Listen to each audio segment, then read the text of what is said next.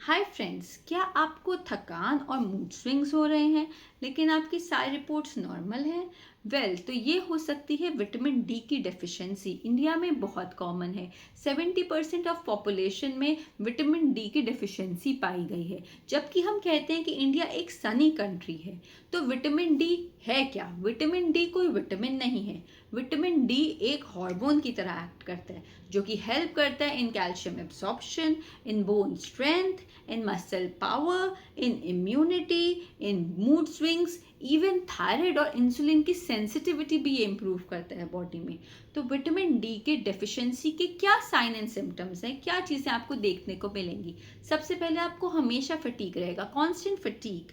Then mood irritability, anxiety होगी, mood swings होंगे, irritation level high रहेगा। थर्ड, आप कैल्शियम सप्लीमेंट्स लेंगे लेकिन फिर भी आपको फटीग रहेगा। फोर्थ, आपकी गट ब्लोटेड रहेगी, इरिटेबल रहेगी। फिफ्थ, आपका थायराइड और इंसुलिन मतलब शुगर जो है बैलेंस नहीं हो पाएगा। सिक्स्थ, आपका हेयर फॉल होगा। सेवेंथ, आपको मसल फटीग रहेगा, क्रैम्प्स आएंगे और आपको मसल स्ट्रेंथ फील नहीं होगी। बेसिक एक्टिविटीज़ में ही आप बहुत ज़्यादा थक जाएंगे। तो हमें करना क्या है? विटामिन डी हमें पता है कि सनलाइट से मिलता है, लेकिन कितनी सनलाइट लेनी है, कब लेनी है और कैसे लेनी है? विटामिन डी सफिशेंट अमाउंट में बनाने के लिए आपकी बॉडी में आपको रोज़ 15 से 25 मिनट तक सनलाइट का एक्सपोजर चाहिए। कौन सी टाइमिंग की सनलाइट? 11 AM से 2 PM तक के बीच की सनलाइट का एक्सपोजर। कितना बॉडी पोर्शन आपको एक्सपोज करना है? आपका फेस, आपकी आर्म्स और आपका लेग्स, तीनों चीज़ों को एक्सपोज करना है सनलाइट से फॉर 15 to 25 मिनट्स। अब जो डार्क स्किन लोग हैं उनको ज़्यादा टाइम चाहिए होता है सनलाइट में विटामिन डी बनाने के लिए, क्योंकि जो मेलेनिन है वो विटामिन डी को ब्लॉक करता है। विटामिन डी डेफिशिएंसी इंडिया में है क्यों? सबसे पहला रीज़न पल्यूशन। पल्यूशन जो है यूवी बी रेस को ब्लॉक करता है, जिसकी वजह से हम विटामिन डी नहीं बन पाता। सेकेंड है सनलाइट, सनस्क्रीन। सनस्क्रीन लगाने की वजह से यूवी रेस ब्लॉक होती है, जिसकी वजह से विटामिन डी नहीं बन पाता।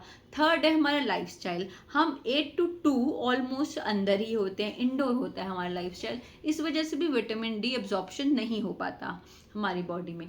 फोर्थ है, आपको अगर पीसीओएस है, अगर आपकी प्रेगनेंसी है, लैक्टेशन है, रिक्वायरमेंट्स बढ़ गई हैं, ओबेसिटी की वजह से फैट लेयर्स में ही सनलाइट जो है एब्जॉर्ब होती है, अंदर इंटरनली ना एब्जॉर्ब होने की वजह से विटामिन डी डेफिशिएंसी हो जाती है। तो अब मेन चीज़ क्या है? अगर आप विटामिन डी डेफिसिट हैं तो आपको अपने मन से 6000 IU के सैश नहीं खाने हैं। क्यों?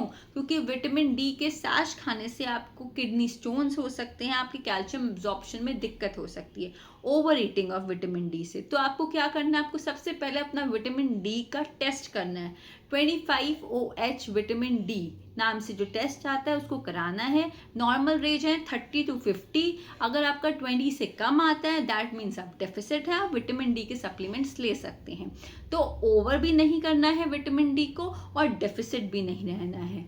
Till then take care.